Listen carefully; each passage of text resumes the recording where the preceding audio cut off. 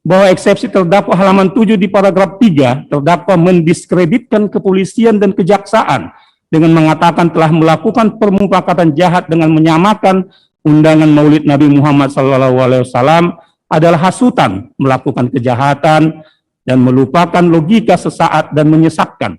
Semestinya terdakwa sadar bahwa di tanggal 13 November 2020 jam 4.30 WIB dini hari di Tebet, terdakwa menghasut para hadirin dengan kata-kata, semua yang ada di sini insya Allah besok malam di Petamburan kita akan mengadakan peringatan Maulid Nabi saudara. Sekaligus saya undang juga seluruh habaib karena kami juga akan menikahkan putri kami yang keempat. Siap hadir? Dijawab oleh masyarakat yang berada di tempat tersebut, siap. Hasutan terdakwa tersebut diulangnya lagi sampai 3 kali dan tetap masyarakat menjawab siap. Bahwa eksepsi terdakwa pada halaman 7 paragraf 4 mendalilkan kegiatan Maulid Nabi Muhammad SAW bagian dari fitnah oleh kepolisian dan kejaksaan, dan terdakwa mengkhawatirkan ajan sholat di masjid ke masjid, undangan kebaktian di gereja, himbauan ibadah di pura dan kelenteng merupakan hasutan kejahatan berkerumun, sehingga terdakwa menyimpulkan merupakan kriminalisasi agama.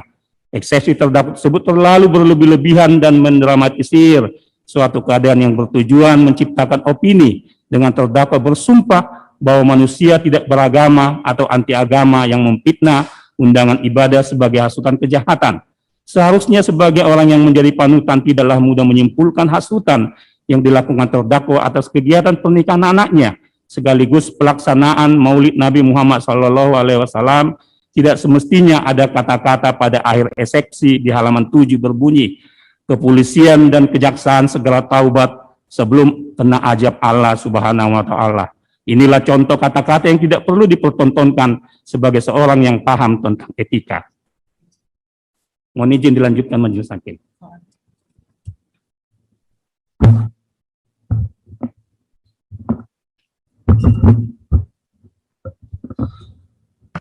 Terima kasih majelis, kami lanjutkan. Selanjutnya eksepsi terdakwa pada bagian 3 Romawi halaman 8 sampai dengan halaman 10 yang menceritakan kronologi perjalanan terdakwa. Kronologi tersebut tidak relevan dengan pokok perkara sehingga tidak perlu kami menanggapinya, di mana sebagian sudah termasuk kami tanggapi sebelumnya. Terlebih poin-poinnya termasuk keluh kesah terdakwa.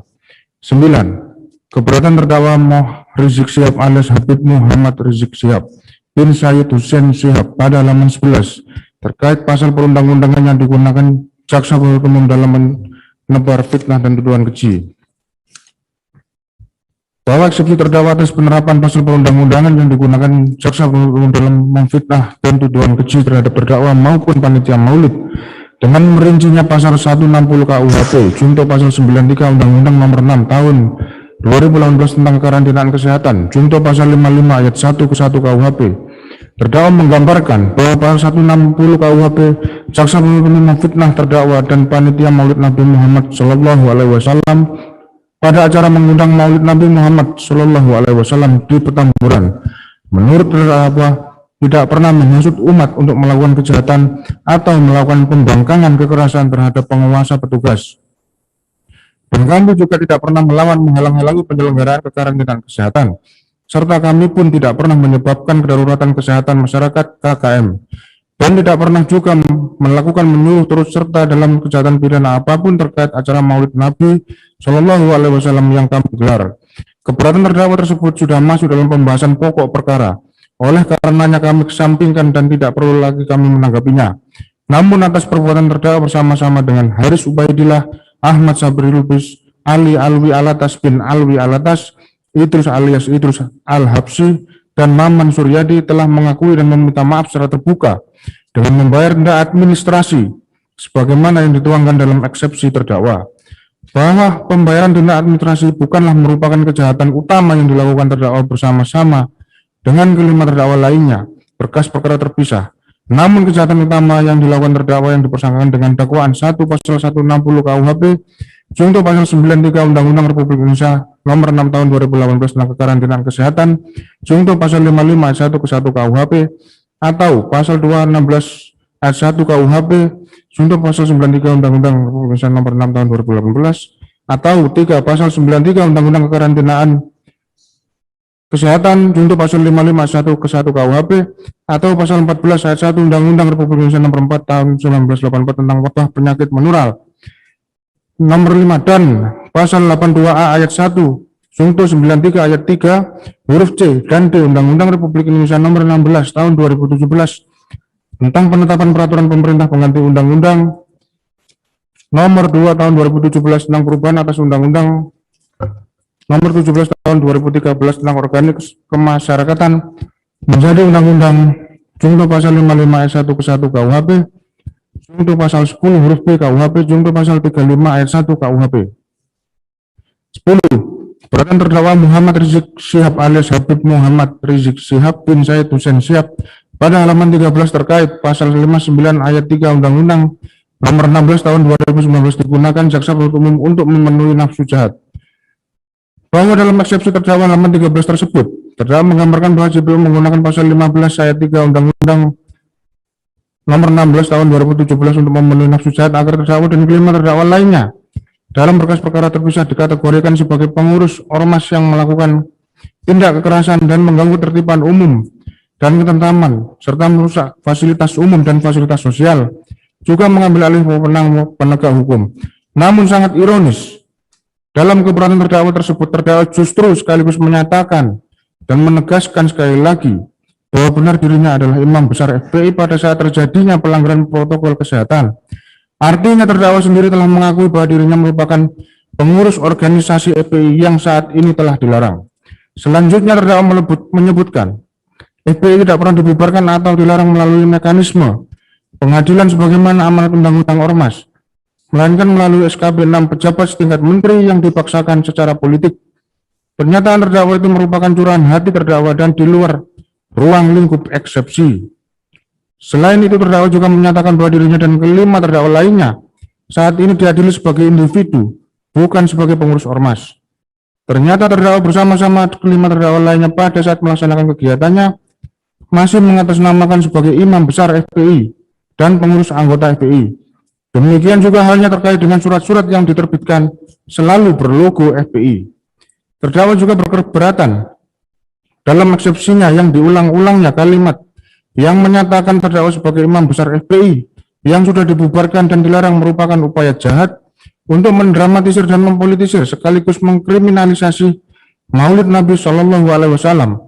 Keberatan tersebut hanya luapan emosi terdakwa saja dan di luar ruang lingkup eksepsi, mengingat jaksa penuntut umum bukanlah lembaga politik yang berwenang mempolitisir suatu hal dan juga bukan merupakan upaya jahat untuk mendramatisir apalagi mengkriminalisasi Maulid Nabi Muhammad SAW.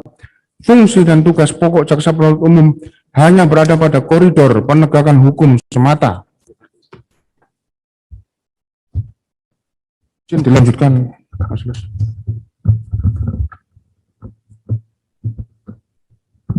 11. Keberatan terdakwa Muhammad Rizik Syihab alias Habib Muhammad Rizik Syihab bin Said Hussein Syihab pada halaman 14.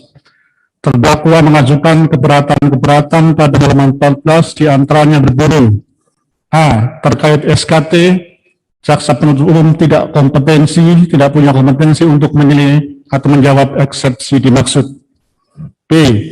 Adanya kalimat dari terdakwa dalam eksepsinya menganggap jaksa sangat dungu dan pandir soal SKT dan menganggap JPU mencoba menyebar hoaks dan fitnah. Kalimat-kalimat seperti ini bukanlah bagian dari eksepsi, kecuali bahasa-bahasa seperti ini digunakan oleh orang-orang yang tidak terdidik dan dikategorikan kualifikasi berpikir dangkal.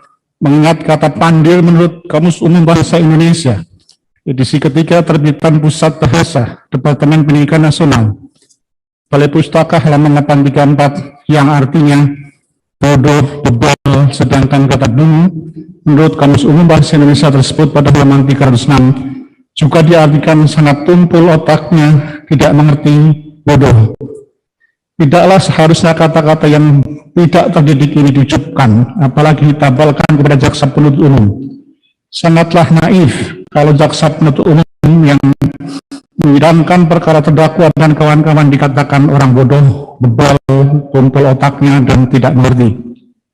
Kami jaksa penuntut umum yang menyidangkan perkara terdakwa adalah orang-orang intelektual yang terdidik dengan berpredikat rata-rata strata 2 dan berpengalaman puluhan tahun di bidangnya. Untuk itu, sebagai pelajaran kepada terdakwa, jangan mudah menjustifikasi orang lain, apalagi meremehkan sesama. Sifat demikian menunjukkan akhlak dan moral yang tidak baik. C. Eksepsi terdakwa yang menyebut ngawur ngidul bicara yang tidak ada kaitannya dengan kasus sidang ini karena buang waktu sekaligus atas penempatan 13 kasus pelanggaran hukum yang dilakukan anggota dan simpatisan FPI di berbagai daerah. JPU dianggap tidak mempunyai sedikit rasa malu dan JPU dianggap mengalami keterbelakangan intelektual sehingga urat malunya sudah putus. Disinilah letaknya bahasa-bahasa pinggiran yang tidak patut seorang terdakwa yang disebut-sebut sebagai panutan menggunakan kata-kata di luar dari sifat seorang panutan. Tetapi lebih mendominan kalimat yang menjijikan adalah hanya diberikan kepada sesuatu yang jorok. Demikian juga halnya urat malu sudah putus, berarti orang yang dituduhkan sudah tidak normal. Kata-kata tersebut telah tidak perlu menjadi bahan eksepsi, namun seharusnya berwatak seorang intelektual dengan menyanggah dalil-dalil eksepsi yang berkualitas agar dapat dikategorikan sebagai eksepsi diterima akal sehat. Kalimat-kalimat seperti yang ada pada halaman 19 tidak lagi perlu kami menanggapinya, mengingat sudah menyimpulkan bahwa JPU bohong, dusta, hoax, dan fitnah, apalagi ditutup dengan kalimat menzolimi dan akan bertemu dengan di pengadilan akhirat. 2 Romawi, tanggapan jaksa penuntut Rizik Syihab alias Habib Muhammad Rizik Syihab. 1. Penasihat hukum menyebut dakwaan copy paste bahwa keberatan atau eksepsi terdakwa melalui penasihat hukum yang pada halaman 8 huruf B paragraf 1 menyatakan bahwa jika kita cermati secara keseluruhan dari 5 dakwaan yang dibuat oleh jaksa penuntut umum, baik dakwaan pertama, dakwaan kedua, dakwaan ketiga, dakwaan keempat, dan dakwaan kelima, uraian mengenai cara melakukan perbuatan yang didakwakan merupakan pengulangan dan semata-mata mengcopy paste dari dakwaan pertama. Padahal dari 5 dakwaan yang diajukan oleh jaksa penuntut umum dalam surat dakwaan, kualitas dari masing-masing tindak pidana dan unsur-unsur dari tindak pidana yang didakwakan memiliki perbedaan antara satu dengan yang lainnya. Hal ini menunjukkan bahwa jaksa penuntut umum dalam melakukan dakwaan terhadap perkara ini sama sekali tidak yakin atau mungkin bingung apa sesungguhnya perbuatan yang telah dilakukan dalam perkara ini, sehingga dakwaan yang dibuat bukan atas dasar hasil investigasi, namun lebih banyak didasarkan atas imajinasi, spekulasi, dan duplikasi serta kental akan muatan politik dan rekayasa semata. Menurut Ramlan dalam bukunya Hukum Acara Pidana, Teori dan Implementasi pada halaman 162 menjelaskan, surat dakwaan adalah fakta yang terjadi, uraian mana akan menggambarkan atau menjelaskan unsur-unsur juridis dari pasal-pasal tindak pidana atau delik yang dilanggar. Adapun sebagaimana dijelaskan oleh Harun M. Hussein dan Muhammad Hamid dalam bukunya berjudul Surat Dakwaan Teknik Penyusunan, Fungsi dan Permasalahannya, fungsi surat dakwaan untuk pihak-pihak yaitu bagi penuntut umum merupakan dasar pelimpahan perkara, karena dengan pelimpahan perkara tersebut penuntut umum meminta agar perkara tersebut diperiksa dan diputus dalam sidang pengadilan. Atas dakwaan yang dilampirkan dalam pelimpahan perkara tersebut, bagi hakim merupakan dasar pemeriksaan, membatasi ruang lingkup pemeriksaan, dasar pertimbangan, dan dasar pengambilan keputusan tentang bersalah tidaknya terdakwa dalam tindak pidana yang didakwakan kepadanya. Bagi terdakwa atau penasihat hukum merupakan dasar untuk mempersiapkan pembelaan. Oleh karena itulah surat dakwaan harus disusun secara cermat, lengkap, dan jelas. Dengan demikian hakim tidak boleh memutuskan atau mengadili perbuatan pidana yang tidak didakwakan.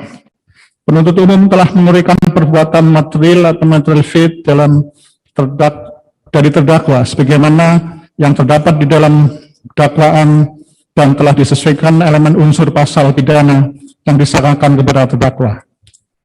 Dan oleh karena sistem hukum Indonesia bermuara pada putusan majelis hakim, dan majelis hakimlah yang akan memutuskan pasal pidana apa yang sesuai dengan perbuatan material dari terdakwa sebagaimana dikehendaki dalam pasal 183 KUHP.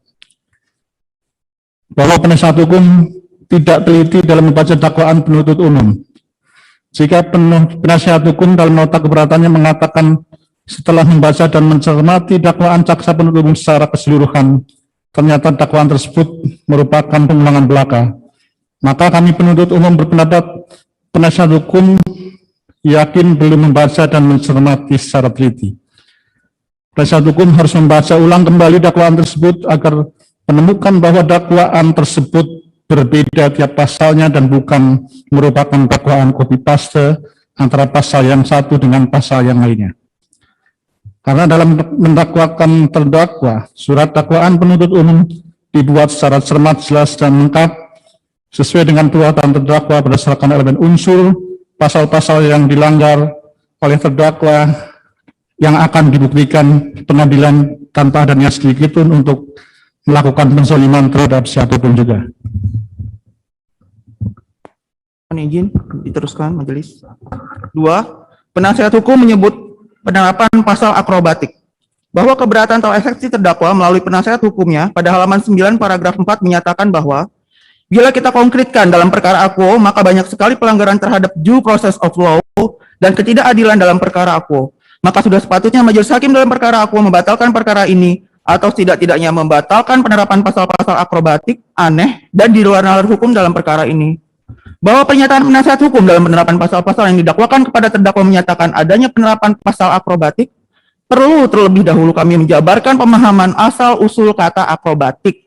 Dalam Kamus Besar Bahasa Indonesia berarti pertunjukan atau peragaan yang dilakukan seorang pemain akrobat, permainan atau pertunjukan hebat dan mengagumkan berkenaan dengan ketangkasan. Sedangkan akrobat, menurut Kamus Umum Bahasa Indonesia edisi ketiga terbitan Pusat Bahasa Departemen Pendidikan Nasional, Balai Pustaka di halaman 21 berarti kemahiran dalam melakukan berbagai ketangkasan, seperti berjalan di atas tali, naik sepeda beroda satu, menerbangkan pesawat udara. Namun, akrobat hukum dalam Kamus Umum Bahasa Indonesia edisi ketiga, pada halaman 21 pemahamannya adalah putusan yang berubah-ubah secara mendadak dalam persoalan yang sama dan sering terjadi cabut-mencabut atau ralat-meralat suatu putusan atau kebijakan. Disinilah letak ketidaktahuan hukum yang jelas-jelas tidak ada satupun padanan kata dalam Kamus Bahasa Indonesia, kecuali kalau penasihat hukum menuliskan dalam eksepsinya berupa akrobat hukum, sehingga dapat dimaknai sebagaimana yang telah dijelaskan di atas. Oleh karena itu, kalau JPU mengikuti keberatan penasihat hukum, maka jawaban akrobatik sebagaimana dalam eksepsi penasihat hukum adalah sesuatu yang lucu dan tidak nyambung. Kata akrobatik dijadikan bahan eksepsi, mengingat arti akrobatik adalah pertunjukan atau peragaan yang dilakukan seorang pemain akrobat atau permainan pertunjukan hebat dan mengagumkan berkenaan dengan ketangkasan. Namun, andaikan kata-kata akrobat hukum digunakan, akan tetapi dalam dakwaan kami jaksa penuntut umum sama sekali tidak kami uraikan, apalagi kami kaitkan dengan pemahaman akrobat hukum yang jelas kontradiktif dengan pengertiannya, sebagaimana penjelasan dari Kamus Besar Bahasa Indonesia, yaitu putusan yang berubah-ubah secara mendadak dalam persoalan yang sama, dan sering terjadi cabut-mencabut atau ralat-meralat suatu keputusan atau kebijakan. Penggunaan kata akrobatik dalam eksepsinya adalah oleh penasihat hukum, tidak satupun persoalan yang diubah secara mendadak atau dicabut atau diralat suatu keputusan atau kebijakan dalam penanganan perkara ini.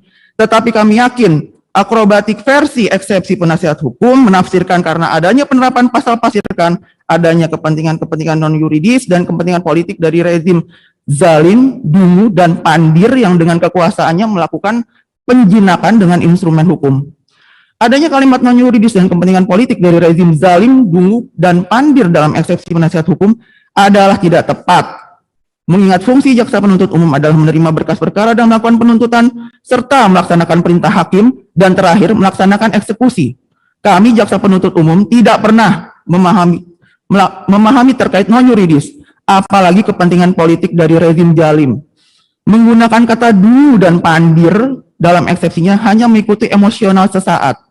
Kalimat-kalimat seperti ini bukanlah bagian daripada eksepsi, kecuali bahasa-bahasa seperti ini digunakan oleh orang-orang yang tidak terdidik dan dikategorikan kualifikasi berpikiran dangkal.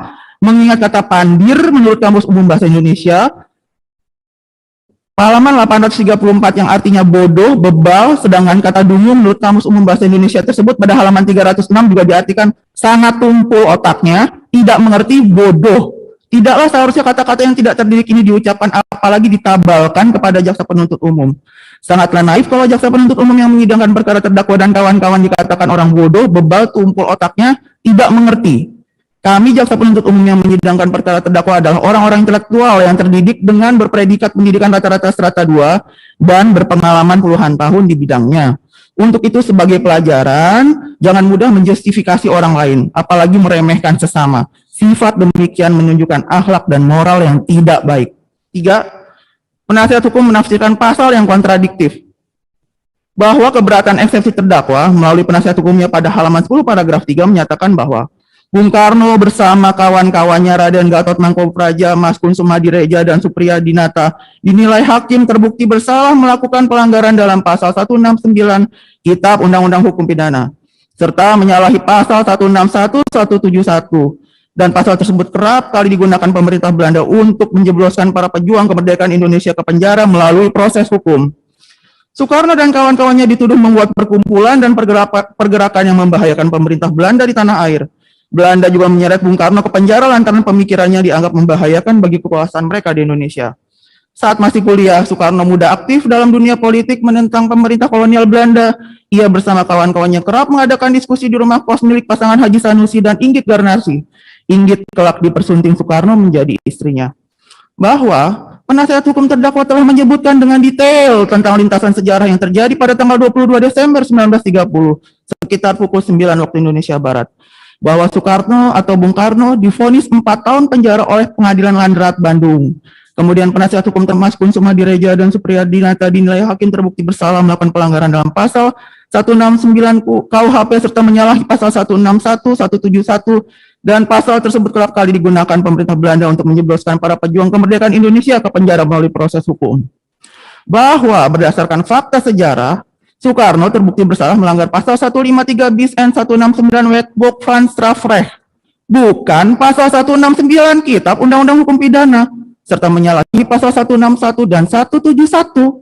Mungkin penasihat hukum terdakwa tidak mengetahui bahwa pemberlakuan Kitab Undang-Undang Hukum Pidana di seluruh wilayah Republik Indonesia mulai diberlakukan pada tanggal 20 September 1958 dengan diundangkannya Undang-Undang Nomor 73 tahun 1958 tentang menyatakan berlakunya Undang-Undang Nomor 1 tahun 1946 Republik Indonesia tentang peraturan hukum pidana untuk seluruh wilayah Republik Indonesia dan mengubah Kitab Undang-Undang Hukum Pidana tanggal terbitnya Kitab Undang-Undang Hukum Pidana dan sebelumnya diberlakukan Wetboek van Strafrecht. Oleh karena itu, apa yang diuraikan oleh penasihat hukum sejak halaman 10 sampai dengan 14 adalah sia-sia. Karena terdakwa Muhammad Rizik Syihab didakwakan dengan pasal 160 KUHP, bukan pasal 161, 169, atau 171 KUHP. Apalagi dengan menyandingkan terdakwa dengan tokoh nasional Insinyur Soekarno di halaman 10 paragraf 2 dan halaman 12 paragraf ketiga eksepsi ini, yang jelas-jelas sangat tidak relevan dan juga tidak dapat menjadi pertimbangan.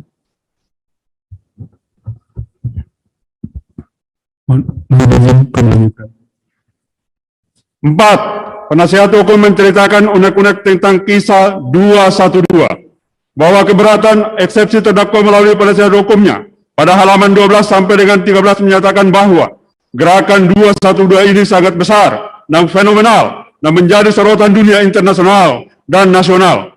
Banyak kalangan dari berbagai lapisan mendukung gerakan ini dan mendorong agar terjadi perubahan besar di NKRI, agar negeri ini kembali ke jati dirinya. Ketika Indonesia ini dimerdekakan, yaitu ingin menjadi negara yang berdaulat, yang berdiri di atas kaki sendiri, dan menjadi bangsa besar di antara bangsa-bangsa lain, dengan meletakkan dasar negara Pancasila sebagai dasar negaranya, dan sekaligus sebagai visi besarnya untuk membangun Indonesia merdeka, yang maju, makmur, manusiawi, di bawah dasar negara Pancasila, bukan dasar negara kapitalis, apalagi komunis. Penasihat hukum dalam keberatannya tersebut mengutarakan unek-uneknya mengenai gerakan 212 yang justru menunjukkan bahwa perkara yang jelas-jelas hukum pidana ingin digiring oleh penasihat hukum keluar dari ranah hukum dan masuk ke ranah politik. Karena itu, keberatan penasihat hukum yang sudah berlebihan dan di luar ranah eksepsi, oleh karenanya unek-unek tersebut kami kesampingkan dan tidak menanggapinya. 5. Penasihat hukum menyimpulkan Tidak satu pun undang-undang yang memperbolehkan penerapan pasal 10 dan pasal 35 KUH pidana, pasal selundupan dan persidangan elektronik. Bahwa keberatan atau eksepsi terdakwa melalui penasihat hukumnya pada halaman 13 paragraf 3 menyatakan bahwa sehingga selain perkara akuo adalah politik juga merupakan bentuk dan bagian serta lanjutan dari operasi intelijen berskala besar tersebut. Bukti paling nyata bahwa persidangan ini adalah lanjutan dari operasi intelijen berskala besar adalah persidangan tidak dilakukan sesuai dengan kitab undang-undang hukum acara pidana, yaitu persidangan tidak dilakukan pada locus delicti, peristiwa yang didakwakan, pasal-pasal yang didakwakan mengarah kepada pasal-pasal dengan ancaman yang bermotif politik, seperti penerapan pasal 10 dan 35 KUHP, serta pasal-pasal selundupan lainnya. Persidangan dilakukan melalui sidang elektronik, padahal tidak ada satu undang-undang yang membolehkan.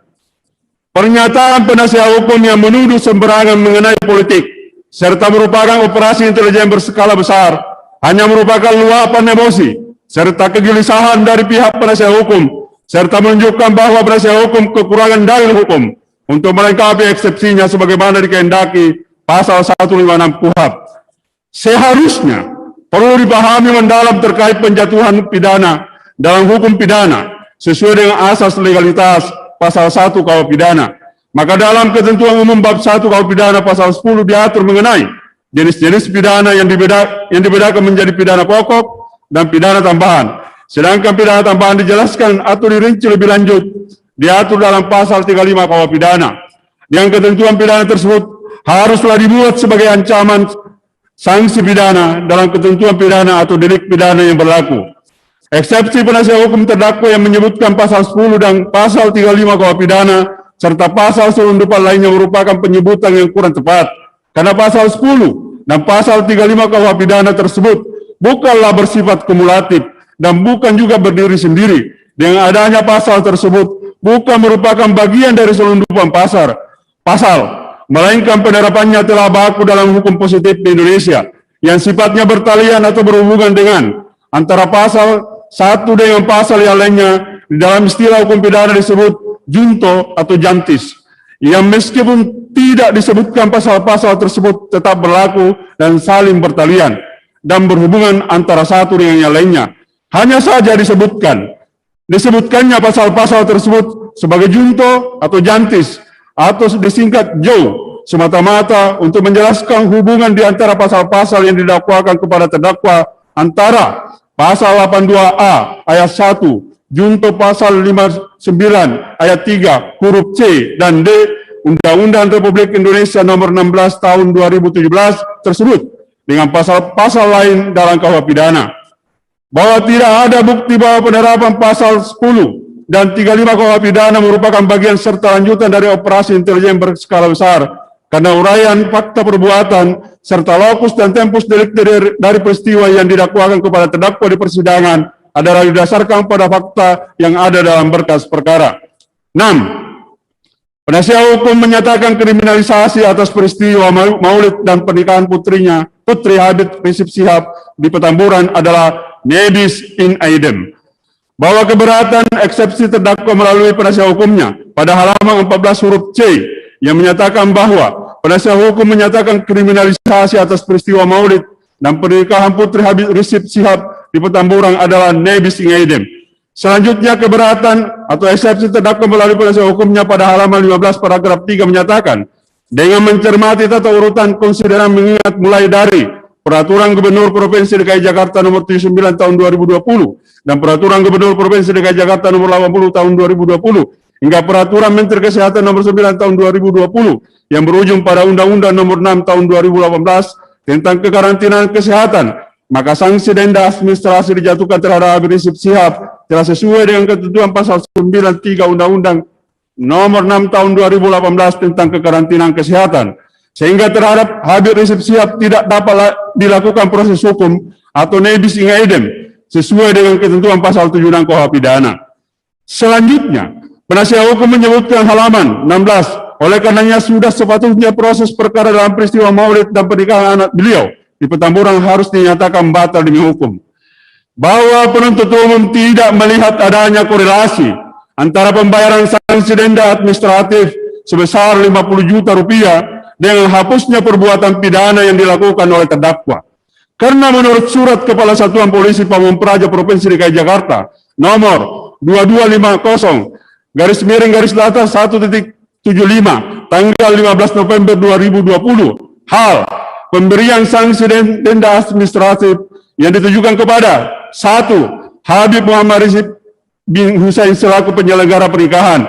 2. Front Pembela Islam FPI selaku panitia penyelenggara kegiatan Maulid Nabi Muhammad Sallallahu Alaihi Wasallam. Terdakwa dikenakan pelanggaran terhadap protokol kesehatan pencegahan coronavirus disease 2019 atau COVID-19, yaitu tidak membatasi jumlah tamu undangan sehingga menimbulkan kerumunan, sehingga penasihat hukum terdakwa mencermati dan jeli dalam memahami peraturan Gubernur Provinsi DKI Jakarta nomor 79 tahun 2020 tentang penerapan disiplin dan penegakan hukum protokol kesehatan sebagai upaya pencegahan dan pengendalian coronavirus disease 2019 atau COVID-19. Tidak ada satupun pasal yang dapat dikaitkan dengan perbuatan terdakwa. Bahwa penasihat hukum tidak melihat secara jernih dan menganggap pembayaran denda administratif sebesar 50 juta rupiah kepada Satuan Polisi Pamung Praja Provinsi DKI Jakarta dianggap sudah selesai permasalahan. Akan tetapi pidana denda adalah hukuman berupa pembayaran sejumlah uang atau lainnya karena melanggar ketentuan pidana yang dijatuhkan oleh pengadilan. Pidana denda diatur dalam pasal 10 KUH pidana, pasal 30 ayat 2 KUH pidana tentang pidana kurungan pengganti denda. Selanjutnya, kami jaksa penuntut umum akan menjelaskan apa yang dimaksud dengan nebis in idem di dalam ketentuan pasal 76 KUH pidana. Kita temukan asas yang umumnya dikenal dengan nebis in idem yang artinya tidak dapat dilakukan penuntutan untuk kedua kalinya terhadap tindak pidana yang sama. Asas ini dikenal di semua negara beradab yang kita temukan dan dirumuskan dalam pasal 14 ayat 7 ICCPR, International Convention for Civil and Political Rights. Putusan pengadilan yang sudah final harus selalu dihormati. Individu yang terkait jelas sangat diuntungkan oleh kepastian yang diberikan, yakni bila mana tuntutan hukum yang dijalankan terhadapnya sudah dihentikan, ia tidak akan diganggu dan dipidana lagi untuk tindak pidana yang sama. Nemo Debet bin Pasari, tidak seorang pun boleh diganggu dengan penuntutan dua kali untuk perkara yang sama. Sebab itu juga tidak dipidana dua kali untuk tindak pidana yang sama. Dengan demikian, makna dari nebis in idem pemberlakuannya adalah setelah melewati proses penuntutan dan mempunyai kepastian hukum yang jelas melalui putusan pengadilan yang final inkrah van gewis. Terhadap pembayaran denda administrasi dilakukan oleh terdakwa kepada Satgas COVID-19 DKI Jakarta adalah merupakan sanksi administrasi yang diberikan oleh pemerintah daerah yang berkuasa Antenar. Dalam hal ini Gubernur DKI Jakarta atas pelanggaran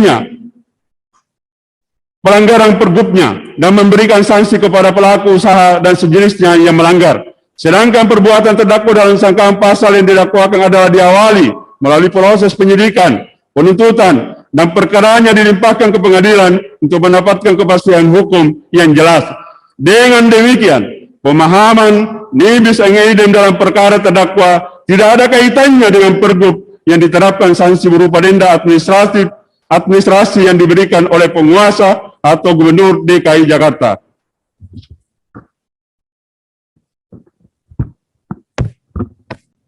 Mohon izin majelis melanjutkan.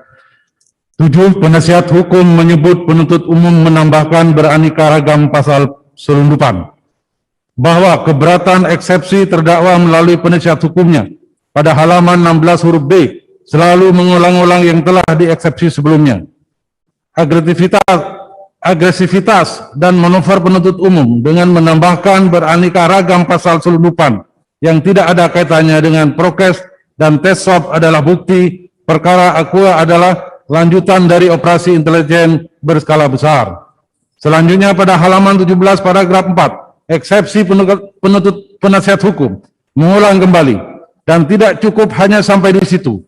Keadilan terhadap Habib Rizik Syihab berlanjut dengan aneka ragam pasal selundupan yang aneh bin ajaib yang telah ditambahkan oleh penuntut umum sejak menerima pelimpahan berkas perkara dari penyidik diantaranya, yaitu pasal 82 A ayat 1, Junto 59 ayat 3 huruf C dan D Undang-Undang Republik Indonesia 16/2017 tentang penetapan Perpu nomor 2 tahun 2017 tentang perubahan atas Undang-Undang nomor 17 tahun 2013 tentang Ormas menjadi undang-undang.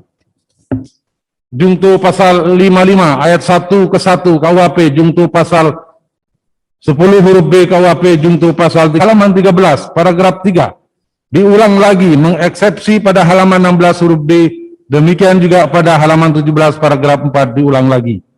Hal itu menunjukkan konstruksi penyusunan eksepsi penasihat hukum terdakwa terkesan berkeinginan mengaburkan permasalahan hukum. Namun kami pertegas, eksepsi tersebut tidak lagi kami menanggapinya karena sudah kami jelaskan di atas sebagaimana tanggapan kami atas eksepsi penasihat hukum pada bab 2.5. 8. Penasihat hukum berpendapat PN Jakarta Timur tidak berwenang mengadili, bahwa keberatan eksepsi terdakwa melalui penasihat hukumnya pada halaman 18 angka 1 menyatakan tempat dilakukan sidang pengadilan bukan di wilayah lokus delicti perbuatan terjadi. Dari hal ini saja sudah jelas bahwa perkara aquo dalam perkara politik yang target hukumannya sudah ditentukan. Proses penghukumannya sudah dikendalikan dan hak-hak Habib Rizik Syihab sudah dikerdilkan. Bahwa diteruskan lagi, keberatan eksepsi terdakwa melalui penasihat hukumnya pada halaman 27 huruf C menyatakan Pengadilan Negeri Jakarta Timur tidak berwenang mengadili. Selanjutnya, penasihat hukum terdakwa menambahkan pada halaman 29 paragraf kedua, faktanya perkara yang sedang disidangkan ini tidak bersifat extraordinary, sebagaimana kejahatan genosida atau kejahatan HAM lainnya. Berdasarkan alasan-alasan tersebut, maka Pengadilan Negeri Jakarta Timur tidak memiliki alasan yuridis formal maupun keamanan yang dapat mendukung pengusulan pemindahan lokasi persidangan ke Pengadilan Negeri Jakarta Timur. Dan tidak ditemukan alasan berdasarkan yuridis formal yang dijadikan alasan bagi Mahkamah Agung Republik Indonesia untuk menunjuk Pengadilan Negeri Jakarta Timur. Mahkamah Agung Republik Indonesia dalam surat nomor 49-KMA-SK- angka Romawi 2 2021 tentang penunjukan Pengadilan Negeri Jakarta Timur untuk memeriksa dan memutus perkara pidana atas nama terdakwa Muhammad Rizik alias Habib Muhammad Rizik Syihab bin Hussein Syihab dan kawan-kawan hanya menyebutkan Pengadilan Negeri Jakarta Timur dipandang memenuhi syarat untuk ditetapkan ditunjuk sebagai tempat Mahkamah Agung Republik Indonesia. Tidak menerangkan syarat seperti apa yang dimaksud sehingga Pengadilan Negeri Jakarta Timur dipandang tepat dan sesuai dengan alasan yuridis formal mengadili perkara ini. Berdasarkan alasan-alasan tersebut di atas, maka kami berpendapat patut kiranya majelis hakim yang mengadili perkara ini dapat mengambil keputusan yang bijaksana tanpa ada kekhawatiran dianggap membangkang terhadap surat penunjukan yang diterbitkan Mahkamah Agung Republik Indonesia karena berdasarkan penjelasan pasal 1 Undang-Undang Nomor 48 Tahun 2004 tentang kekuasaan kehakiman disebutkan tugas hakim adalah untuk menegakkan hukum dan keadilan berdasarkan Pancasila sehingga putusannya mencerminkan rasa keadilan rakyat Indonesia. Jelas dan berdasar terdakwa adalah rakyat Indonesia. Oleh karena terdakwa berhak memperoleh proses peradilan yang mencerminkan rasa keadilan rakyat Indonesia. Oleh karena itu, proses peradilan yang adil dan tepat adalah dengan mengadili terdakwa berdasarkan lokus delicti yang didakwakan. Bahwa kami penuntut umum tidak sependapat dengan keberatan penasihat hukum terdakwa yang menyatakan Pengadilan Negeri Jakarta Timur tidak berwenang mengadili.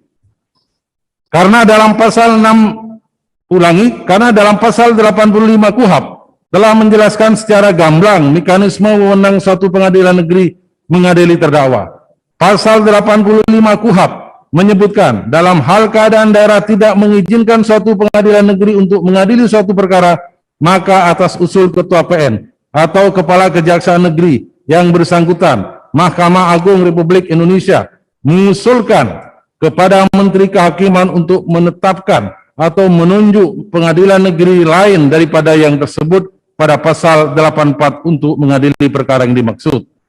Alasan pemindahan pelaksanaan persidangan ke Pengadilan Negeri Jakarta Timur karena kondisi di tempat kejadian perkara, yakni di wilayah Jakarta Pusat, tidak mengizinkan karena faktor keamanan di mana dikhawatirkan akan banyaknya massa dan simpatisan terdakwa yang hadir di persidangan yang akan menyebabkan terganggunya jalannya persidangan. Bahwa proses pemindahan tempat persidangan telah dilalui sesuai dengan ketentuan, yaitu antara lain Kejaksaan Negeri Jakarta Pusat telah mengajukan usulan pemindahan persidangan ke Mahkamah Agung Republik Indonesia dengan nomor B-EQ-1.2/-MT1.2/02/2021 tanggal 16 Februari 2001 perihal usul pengalihan tempat persidangan untuk tersangka Muhammad Rizik alias Habib Muhammad Rizik Syihab dan bin Hussein Syihab dan tersangka Haji Haris Ubaidillah SPDI dan kawan-kawan, dan atas usulan tersebut Mahkamah Agung Republik Indonesia mengeluarkan penetapan pemindahan sidang ke Pengadilan Negeri Jakarta Timur dengan nomor penetapan 49/KMA/SK/2 Romawi /2021 tanggal 24 Februari 2001 tentang penunjukan Pengadilan Negeri Jakarta Timur untuk memeriksa dan memutus perkara pidana atas nama terdakwa Muhammad Rizik alias Habib Muhammad Rizik Syihab dan Hussein Syihab dan kawan-kawan. Adapun alasan mengapa ketentuan pasal 85 KUHP tersebut telah menetapkan Menteri Kehakiman sebagai departemen yang memiliki kewenangan untuk menyetujui usulan Mahkamah Agung adalah karena ditinjau dari latar belakang sejarah, yaitu sebelum lahirnya Undang-Undang Nomor 48 Tahun 2009 tentang kekuasaan kehakiman yang telah mencabut dan menggantikan Undang-Undang RI Nomor 4 Tahun 2004 tentang kekuasaan kehakiman, maka Mahkamah Agung saat itu berada di bawah kekuasaan Departemen Kehakiman.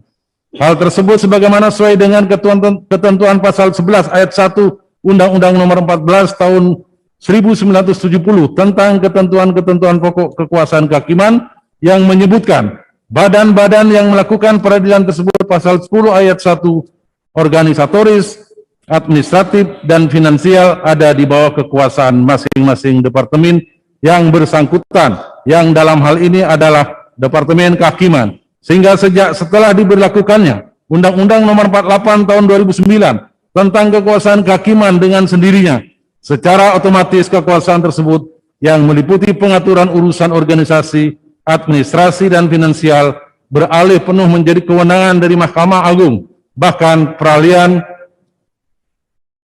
ini sebenarnya sudah terrealisasi sejak dikeluarkannya Undang-Undang Nomor 4 Tahun 2004 tentang kekuasaan kehakiman. Pasal 42 ayat 1 yang berbunyi, pengalihan organisasi, administrasi, dan finansial dalam lingkungan peradilan umum dan peradilan tata usaha negara selesai dilaksanakan paling lambat tanggal 31 Maret 2004, yang kemudian diatur dan ditetapkan lebih lanjut dalam keputusan Presiden nomor 21 tahun 2004 tentang pengalihan organisasi, administrasi, dan finansial di lingkungan peradilan umum dan peradilan tata usaha negara dan peradilan agama kepada Mahkamah Agung. Pasal 2 yang menyebutkan organisasi, administrasi, dan finansial pada Direktorat Jenderal Badan Peradilan Umum dan Peradilan Tata Usaha Negara, Departemen Kehakiman dan Hak Asasi Manusia, Pengadilan Tinggi, Pengadilan Tinggi Tata Usaha Negara, Pengadilan Negeri, dan Pengadilan Tata Usaha Negara, terhitung sejak tanggal 31 Maret 2004, dialihkan dari Departemen Kehakiman dan Hak Asasi Manusia ke Mahkamah Agung. Dan selanjutnya dalam pasal 3 disebutkan, organisasi, administrasi, dan finansial berada di bawah Mahkamah Agung. Dalam pasal 1 Undang-Undang Nomor 4 Tahun 2004 tentang kekuasaan kehakiman menyebutkan, kekuasaan kehakiman adalah kekuasaan negara yang merdeka untuk menyelenggarakan peradilan guna menegakkan hukum dan keadilan berdasarkan Pancasila demi terselenggaranya negara hukum Republik Indonesia. Sedang di dalam pasal 2 menyebutkan penyelenggaraan kekuasaan kehakiman sebagaimana dimaksud pasal dalam pasal 1 dilakukan oleh sebuah Mahkamah Agung dan badan peradilan yang berada di bawahnya dalam lingkungan peradilan untuk lingkungan peradilan agama, lingkungan peradilan militer, lingkungan peradilan tata usaha negara, dan oleh sebuah Mahkamah Konstitusi.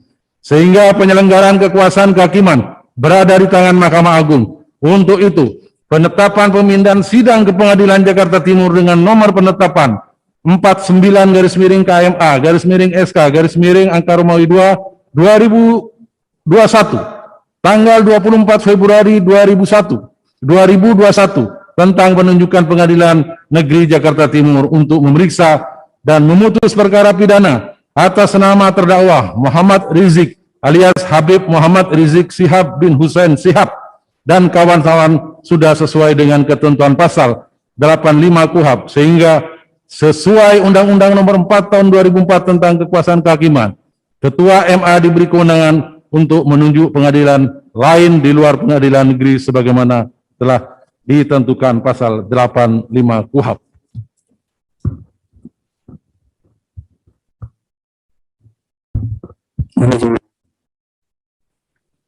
Sembilan, penasihat hukum berpendapat bahwa bukti permulaan harus dimaknai minimal 2 alat bukti sebagaimana pasal 184 KUHP. Bahwa keberatan atau eksepsi terdakwa melalui penasihat hukumnya pada halaman 19 sampai dengan 20 diantaranya menyatakan, lebih lanjut putusan Mahkamah Konstitusi nomor 21 garis miring dan seterusnya menyatakan bahwa frasa bukti permulaan yang cukup dan bukti yang cukup harus dimaknai sebagai minimal 2 alat bukti sebagaimana yang dimaksudkan dalam pasal 184 KUHP. 2 alat bukti minimal dimaksudkan dalam rangka membuat terang tindak pidana yang terjadi dan guna menemukan tersangkanya. Membuat terang tindak pidana adalah dalam hal mengetahui secara jelas tindak pidana apa yang terjadi dan kemudian terpenuhinya unsur pasal yang akan diterapkan kepada pelaku. Unsur pasal dimaksud adalah unsur objektif atau actus reus dan unsur subjektif atau mens rea. Bahwa keberatan terdakwa melalui penasihat hukum terdakwa tersebut terkait alat bukti minimal atau bukti permulaan yang cukup atas perkara yang didakwakan kepada terdakwa adalah merupakan bagian yang terpisahkan dari proses pembuktian di persidangan.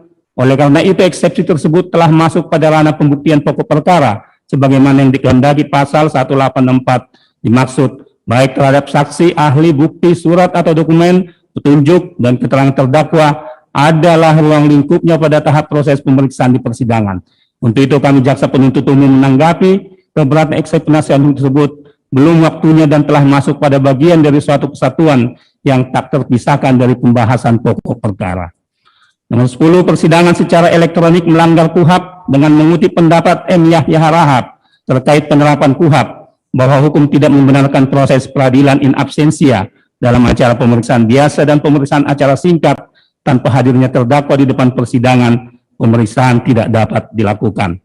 Bahwa keberatan atau eksepsi terdakwa melalui penasihat hukumnya pada halaman 21 sampai 27 diantaranya menyatakan, mengutip pendapat M. Yahya Harahap dalam bukunya Pembahasan Permasalahan dan Penerapan KUHP halaman 111, bahwa hukum tidak membenarkan proses peradilan in absentia dalam acara pemeriksaan biasa dan pemeriksaan acara singkat tanpa hadirnya terdakwa dalam persidangan, pemeriksaan perkara tidak dapat dilakukan.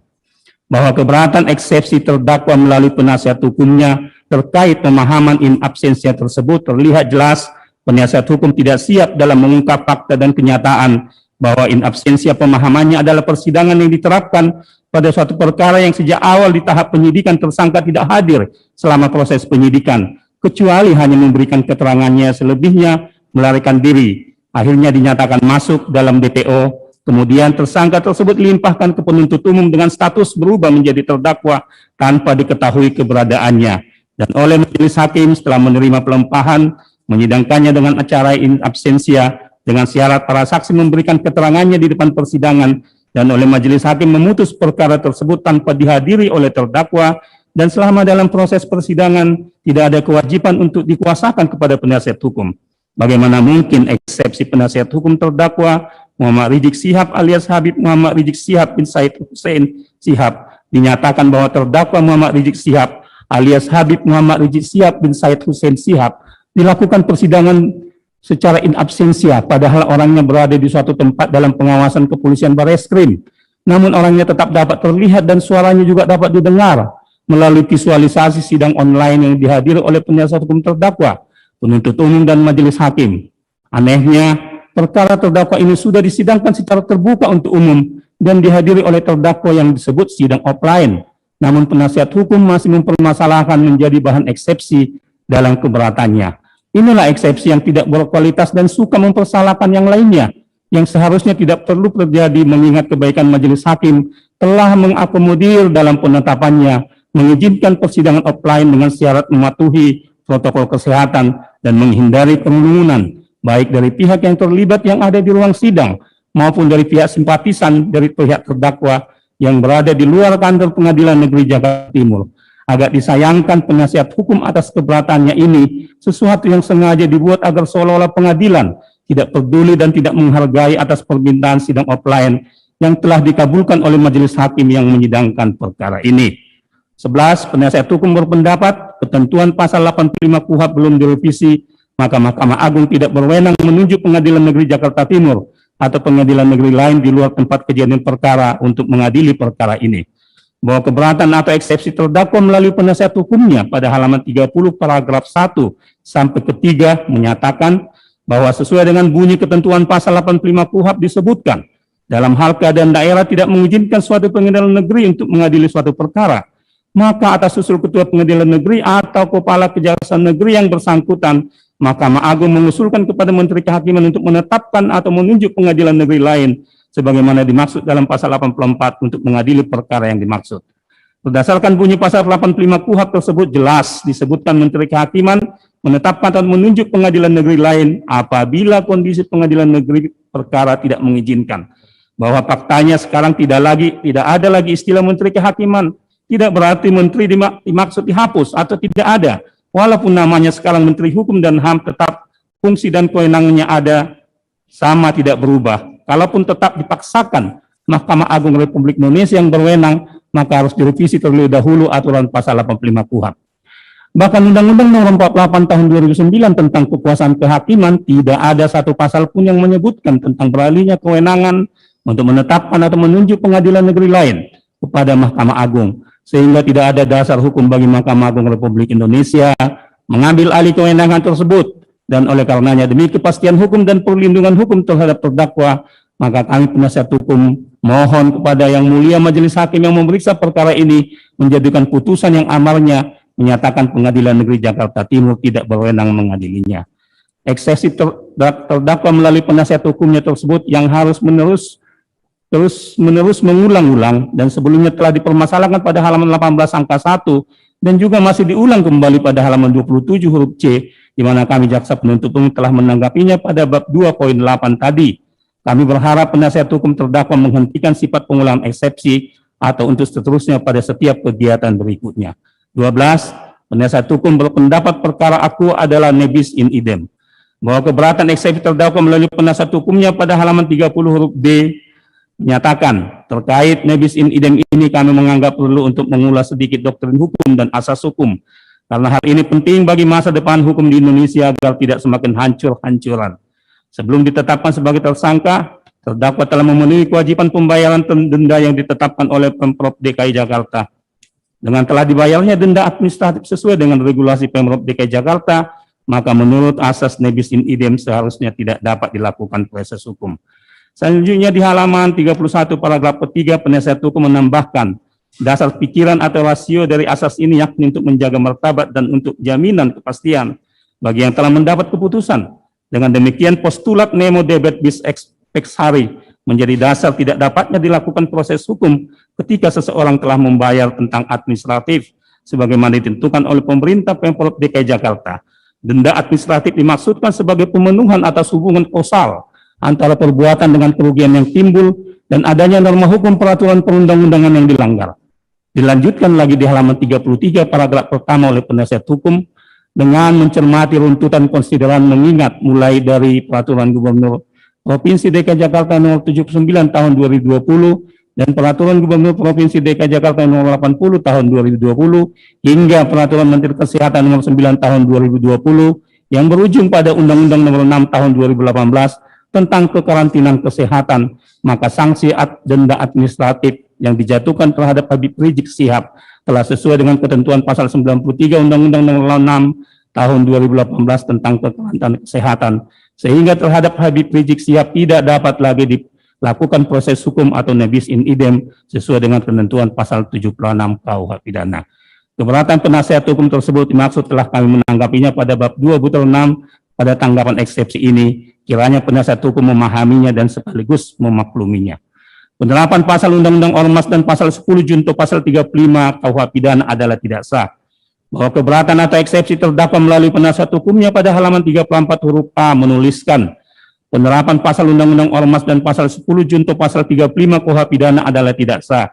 Dalam dakwaan kelima, Habib Rizik Syihab didakwa telah melakukan tindak pidana sebagaimana diatur dan diancam pidana dalam pasal 82A ayat 1 junto 59 ayat 3 huruf C dan D Undang-Undang Republik Indonesia Nomor 16 Tahun 2017 tentang penetapan Perpu Nomor 2 Tahun 2017 tentang perubahan atas Undang-Undang Nomor 17 Tahun 2013 tentang organisasi masyarakat menjadi undang-undang, junto pasal 55 ayat 1 ke 1 KUH pidana, junto pasal 10 huruf B KUH pidana, junto pasal 35 ayat 1 KUH pidana. Tindak pidana yang didakwakan terhadap Habib Rizik Syihab dalam dakwaan kelima tersebut sama sekali tidak pernah tercantum dalam surat panggilan, sprindik maupun surat pemberitahuan dimulainya penyidikan atau SPDP dalam perkara quo. Selanjutnya di halaman 35 paragraf keempat penasihat hukum menambahkan, faktanya tindak pidana yang didakwakan terhadap Habib Rizik Syihab dalam dakwaan kelima tersebut, yaitu pasal 82A ayat 1, junto pasal 59 ayat 3 huruf C dan D Undang-Undang Republik Indonesia Nomor 16 Tahun 2017 tentang penetapan Perpu Nomor 2 Tahun 2017 tentang perubahan atas Undang-Undang Nomor 17 Tahun 2013 tentang organisasi masyarakat menjadi undang-undang, junto pasal 55 ayat 1 KUH pidana, junto pasal 10 huruf B KUH pidana, junto pasal 35 ayat 1 KUH pidana sama sekali tidak pernah tercantum baik dalam SPDP maupun dalam penetapan Habib Rizik Syihab sebagai tersangka. Dan diteruskan lagi pada halaman 36 paragraf keempat. Berdasarkan uraian tersebut di atas, maka penerapan pasal Undang-Undang Ormas dan pasal 10 junto pasal 35 KUH pidana adalah tidak sah serta merupakan pelanggaran HAM yang nyata terhadap Habib Rizik Syihab. Oleh karenanya dakwaan kelima aku harus dibatalkan demi hukum. Bahwa tidak ada keharusan SPDP, surat perintah penyidikan, surat panggilan untuk mencantumkan seluruh pasal yang didakwakan. Bahkan dimungkinkan SPDP dan surat perintah penyidikan tidak mencantumkan nama tersangkanya, hanya mencantumkan pasal yang menjadi dugaan awal terjadinya tindak pidana. Dan penyidikan juga masih ada disebut kualifikasi penyidikan umum dan atau penyidikan yang telah menetapkan tersangka. Namun dalam perkembangannya penyidikan bisa jadi ditemukan tindak pidana lainnya yang ada keterkaitan pada substansi tindak pidana pokok. Yang paling mendasar pada pokok perkara adalah setelah adanya alat bukti yang memberi petunjuk bahwa pokok perkara tidak berdiri sendiri, tetapi ada keterkaitannya dengan pasal lain yang memungkinkan disangkakan atau sangkaan pasal berupa pidana tambahan. Dengan demikian penyidikan atau penuntutan terhadap perkara terdakwa menurut jaksa penuntut umum sudah sesuai mekanisme peraturan perundangan yang berlaku. Selanjutnya perlu dijelaskan bahwa kewenangan untuk menentukan pasal-pasal yang akan digunakan untuk membuat tuduhan kepada terdakwa sebagaimana tertuang dalam surat dakwaan adalah dominus litisnya dari kewenangan mutlak jaksa penuntut umum yang bersumber pada hasil pemeriksaan yang dilakukan oleh penyidik. Jadi bukan pasal yang tiba-tiba dimunculkan oleh penuntut umum, tetapi melalui proses penyidikan dan pra penuntutan yang telah sesuai dengan peraturan perundang-undangan.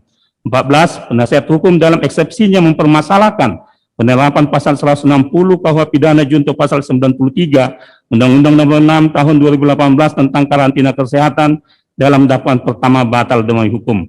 Bahwa keberatan atau eksepsi terdakwa melalui penasihat hukumnya pada halaman 37 angka 1 berbunyi bahwa dakwaan pasal 160 KUH pidana tidak dapat didakwakan bersamaan dengan pasal 93 Undang-Undang Nomor 6 Tahun 2018 tentang kekarantinaan kesehatan, atau dengan kata lain dakwaan pasal 160 KUH pidana tidak bisa dijuntokan atau dijadikan satu dakwaan dalam dakwaan pertama.